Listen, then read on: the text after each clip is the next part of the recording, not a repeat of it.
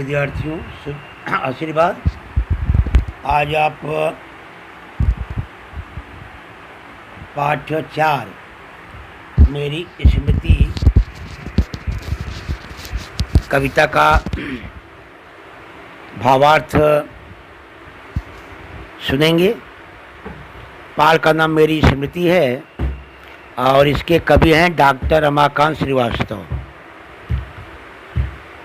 कवि ने यहाँ पर जो अपने कविताओं में उल्लेख किया है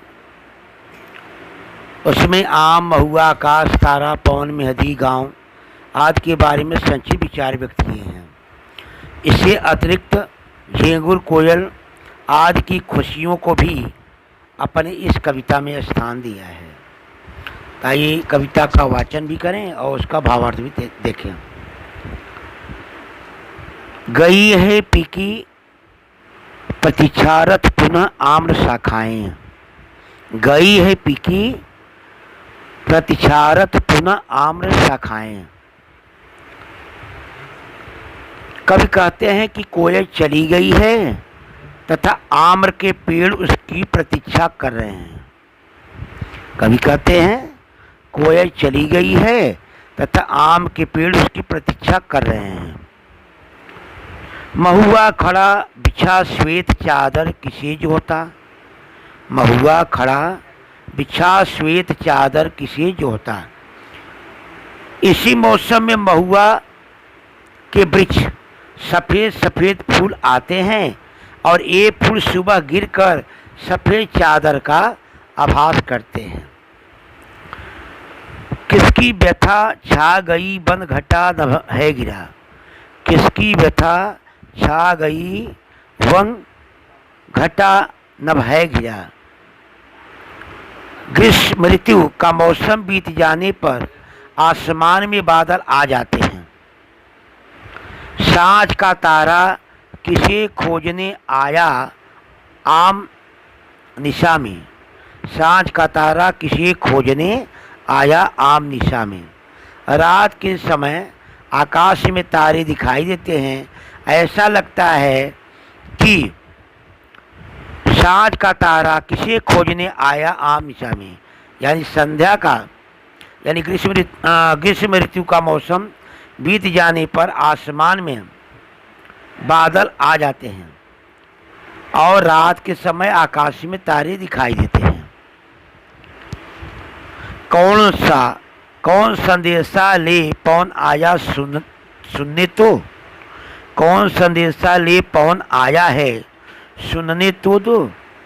ऐसा लगता है कि जैसे पवन कोई संदेशा लेकर आया है। तो चलिए। गई पिकी प्रतीक्षा रथ पुनः आम्र सखाई।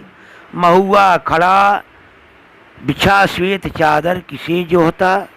किसकी व्यथा छा गई वन घटा नभ है गिरा। सांझ का तारा किसे खोजने आया है आम निशा में। कौन संदेशा ले पवन आया है सुनने दो। आइए पूरे पंक्तियों का भावार्थ इस प्रकार है। कवि डॉक्टर रमाकांत श्रीवास्तव भी कहते हैं कि कोयल चली गई है, आम के पेड़ उसकी प्रतीक्षा कर रहे हैं। इसी मौसम में महुआ के वृक्ष सफ़ेद सफ़ेद फूल आ जाते हैं। ये फूल सुबह गिरकर सफ़ेद चादर का आभास कराते हैं। ग्रीष्म ऋतु का मौसम बीत जाने पर आसमान में बादल आ जाते हैं। रात के समय आकाश में तारे दिखाई देते हैं। ऐसा लगता है कि जैसे पवन कोई संदेश लेकर आया है। ठीक है। तो उसमें जैसे प्रतीक्षा माने राह देखना होता है, शाखाएं माने डालियाँ होती हैं, आम्र माने आम होता है, श्वेत माने सफ़ेद होता है, व्यथा माने दुख होता है, घटा माने बादल होता है, नभ माने आकाश होता है, निशा माने रात होता है और पवन माने हवा होता है। आइए दूसरी पंक्तियों में चलते हैं।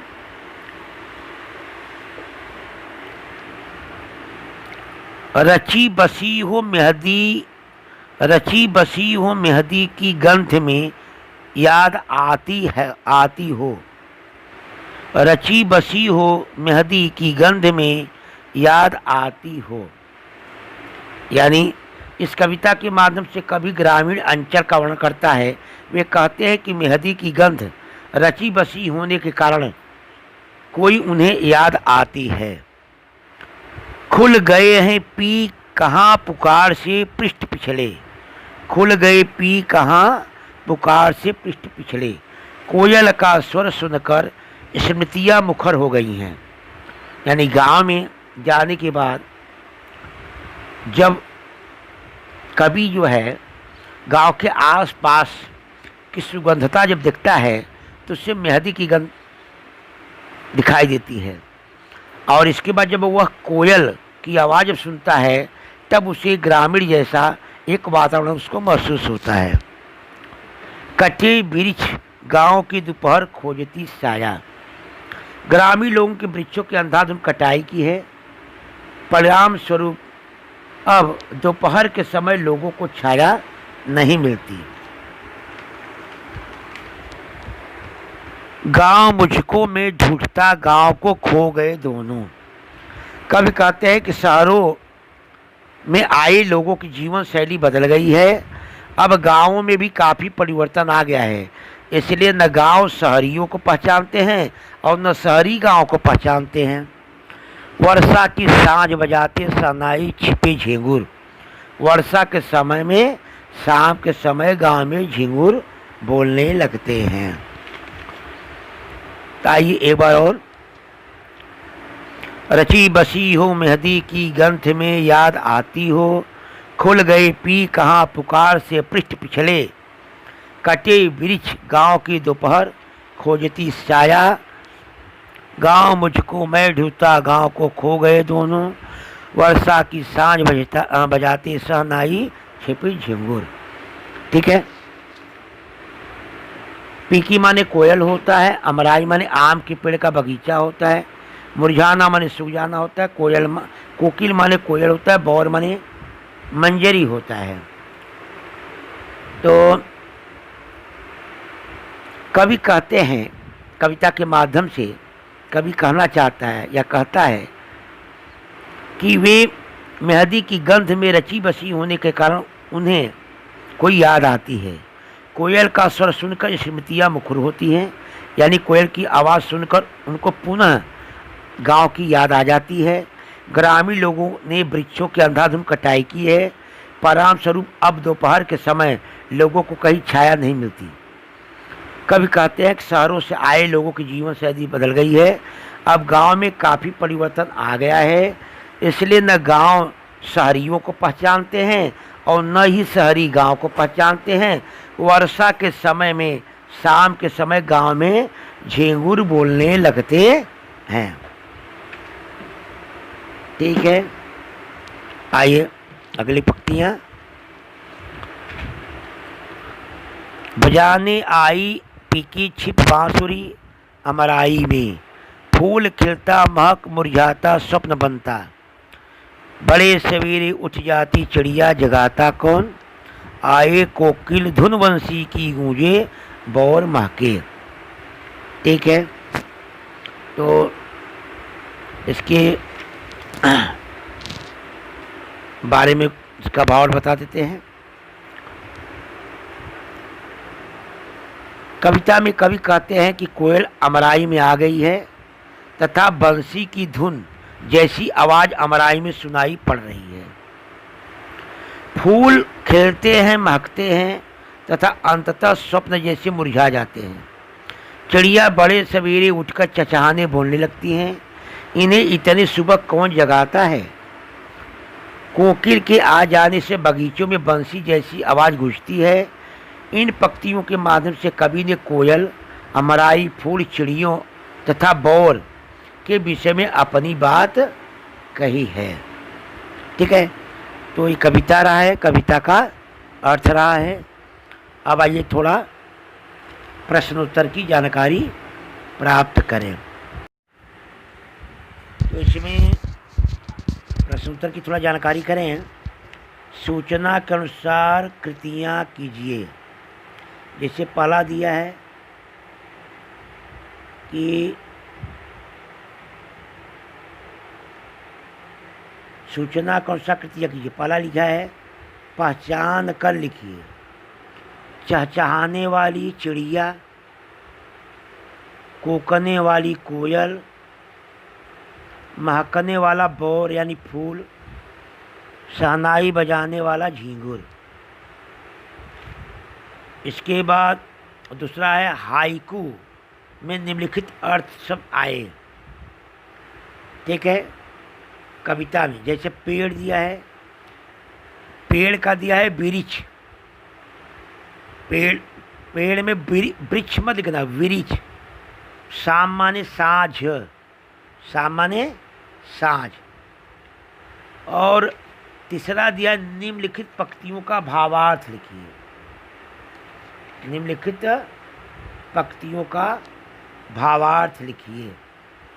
तो क्या दिया है, गांव मुझको मैं ढूंढता, गांव को खो गए दोनों।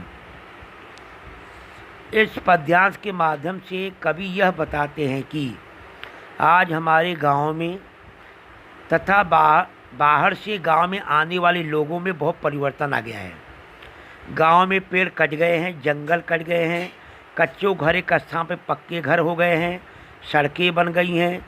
इसलिए बाहर से गांव आने वालों को पुराना गांव अब दिखाई नहीं पड़ता। बाहर से गांव आने वालों में भी परिवर्तन आ गया है, क्योंकि उन्होंने शहरी सभ्यता अपना ली है। इसलिए गांव भी उन्हें नहीं पहचानता। ठीक है, वह गांव को नहीं पहचानते और गांव उन्हें नहीं पहचानता।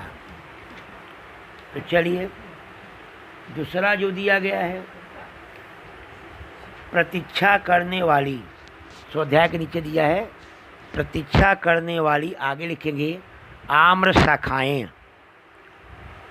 संदेश लाने वाला पवन, संदेश लाने वाला पवन है। खो जाने वाला गांव यानी कवि, और खोजने वाला भी गांव कवि। ठीक है, इसको लिखेंगे। जोड़ियाँ मिलाएंगे। जोड़ियाँ जैसे गांव की दोपहर के आगे लिखेंगे छाँव, मेहंदी की गंध आगे लिखेंगे याद, शहनाई के आगे लिखेंगे झींगुर, छाई घटा के सामने लिखेंगे व्यथा। इसके बाद तीसरा जो प्रश्न है, तीसरा प्रश्न दिया है कविता में कोयल तथा साँझ के संदर्भ में आया वर्णन। कविता में कोयल तथा साँझ, तक कोयल के बारे में लिखिए। आम का मौसम आते ही अमराइयों में कोयल कूकने लगती है। कोयल का मधुर स्वर सुनकर ऐसा लगता है कि अमराई में बांसुरी बज रही है। कोयल के आते ही बगीचों में बांसुरी की धुन सुनाई पड़ती है तथा बौर महकने लगते हैं। साँझ के बारे में लिख दीजिए। कवि साँझ शब्द का प्रयोग शाम के लिए किया गया है। शाम के समय आसमान में तारे निकल आते हैं, वर्षा ऋतु में पानी बरसने लगते हैं, रात के आने बाद सूचना देने के लिए झींगुर बोलने लगते हैं। चौथा है इन पंक्तियों का भावार्थ। महुआ खड़ा नभ घिरा, महुआ खड़ा नभ घिरा। तो कवि ने इस पंक्तियों के माध्यम से मौसम का विवरण किया है। बसंत ऋतु के जाने के बाद ग्रीष्म का आगमन होता है। महुआ के वृक्ष में कूंच और उन कूचों में फूल लग जाते हैं। ये महुआ के फूल सवेरा होते हुए धरती पर टपकने लगते हैं, गिरने लगते हैं। धरती पर टपके हुए फूलों को देखकर कवि कल्पना करता है कि मानो महुआ सफ़ेद चादर बिछाकर किसी की राह देख रहा है। आसमान में छाए हुए बादलों को देखकर कवि कल्पना करता है कि मानो किसी का दुख यानी व्यथा आसमान में बादल बनकर छा गए हैं। पांचवा प्रश्न है हरी भरी वसुंधरा के प्रति मेरी जिम्मेदारी। हरी भरी वसुंधरा, वसुंधरा माने पृथ्वी धरती। हरी भरी वसुंधरा के प्रति हमारी जिम्मेदारी यही है कि हम हमेशा वसुंधरा को हरी भरी रखें, वृक्ष न काटें, ज़्यादा वृक्ष लगाएं। इसके बाद वृक्ष लगाकर उसे पानी दें, उसे सींचें, हमारा अपने पर्यावरण को सुधारें। मुझे ही नहीं पूरे मानव समाज को यह व्रत लेना चाहिए कि जो वृक्ष अभी बचे हैं उन्हें हम विकास के नाम पर नहीं काटेंगे। हम वर्षा ऋतु का वृक्षारोपण कार्यक्रम अपने हाथ में लेंगे ताकि कटे हुए वृक्षों की कमी पूरी हो सके। छठवां प्रश्न है, निम्न मुद्दे के आधार पर वद्य विश्लेषण कीजिए। रचनाकार का नाम डॉक्टर रमाकांत श्रीवास्तव। रचना का प्रकार विधा यानी हाइको। पसंदीदा पत्तियाँ, फूल खिलता, महकता, मुरझता, स्वप्न बनता। पसंद होने के कारण यानी इस कविता के माध्यम से जीवन का यथार्थ व्यक्त किया गया है। इन पंक्तियों के माध्यम से कवि स्पष्ट करना चाहता है कि फूल की तरह ही मनुष्य जन्म लेता है, अपना कर्म करता है, अंत में उसकी मृत्यु का प्राप्त होता है। ठीक है, आइए रचना से प्राप्त संदेश। कवि ने इस कविता के माध्यम से मानव को संदेश दिया कि उसके भी प्रकृति के अन्य घटकों की तरह अपना कार्य करना चाहिए। ठीक है, तो आगे अपठित पद्यांश दिए हैं। अपठित माने आपके पुस्तक में नहीं है, इसलिए यह आपको स्वयं कृतियाँ करनी है। स्वयं कृतियाँ जैसे निर्मल कुम्हार की था तीसी कितने रुपये में कुटी पिटी हर बार बिखेरी गई, किंतु मिट्टी फिर भी तो नहीं मिटी। आशा निश्चल पल छलना में पड़कर छल, सूरज दमके तब जाए रजनी ठुमके ढल जाए, ये तो बच्चों की गुड़िया सी भोली। ये मिट्टी के बारे में दिया है कि मिट्टी के कई रूप हैं। यानी एक तरफ से जो कुम्हार होता है वो मिट्टी को गीला करके एक तरह से जो चाहे वो बना लेता है। और अगर कुम्हार के द्वारा जैसे कोई चीज़ अगर बनाया गया है, कोई वस्तु बनाया गया है, मान लीजिए मिट्टी का बर्तन ही बनाया गया है, कुछ भी बनाया गया है, बाद में जो मिट्टी वो टूटता है फूटता है तो फिर मिट्टी मर जाता है। इसके बाद सूरज के ताप से, रात के ठंडों से, एक तरह से कभी कभी जो है बच्चों की गुड़िया जैसा अगर देखा जाए तो ये मिट्टी ये टूटी जाती है, फूटी जाती है, एक तरह से वह तूफान में उड़ जाती है, फिर वर्षा की ऋतु में वह गल जाती है, लेकिन मिट्टी मिट्टी ही रहती है। वह कभी उसका अस्तित्व कभी नष्ट नहीं होता। मिट्टी के प्रणाम करने वाले घटक, तो मिट्टी के प्रणाम वाले घटक इसमें जो है आप जो है लिख सकते हैं कि पानी में मिट्टी तो गल जाती है, सूरज से तपने लगती है, हवा से उड़ जाती है, वर्षा में गल जाती है, इसके बाद कुम्हार उसे कुटी पिटी दी जाती है, या भी सकते हैं। विधान में आए अथवा सही गलत लिखना है तो हवा के आने से मिट्टी गल जाती है, गलत है, क्योंकि हवा से मिट्टी नहीं गलती है।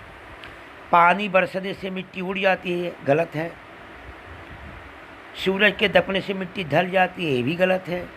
मिट्टी कभी कभी बिखर जाती है, सही है। मिट्टी हवा पानी से कभी कभी क्या होती है, बिखर जाती है। तो इसके बाद जो लास्ट है, रेल की आत्मकथा के विषय में आपको लिखना है। तो रेल की आत्मकथा के बारे में आप अपने मन से रेल के बारे में आप लिख सकते हैं। ठीक है, जैसे कि मैं रेल हूँ, कुछ लोग मुझे लौह पथगामिनी कहते हैं, हमें जेम्स वाट ने बनाया है, भारत में प्रथम मुंबई से थाने तक मैं 1853 में चली हूँ, मैं लोगों की यात्रा कराती हूँ, नदी से लेकर दूर तक यात्रा कराती हूँ। ठीक है, इसके बारे में ऐसे आप बना करके जो है आप जो है रेलवे के बारे में लिख सकते हैं।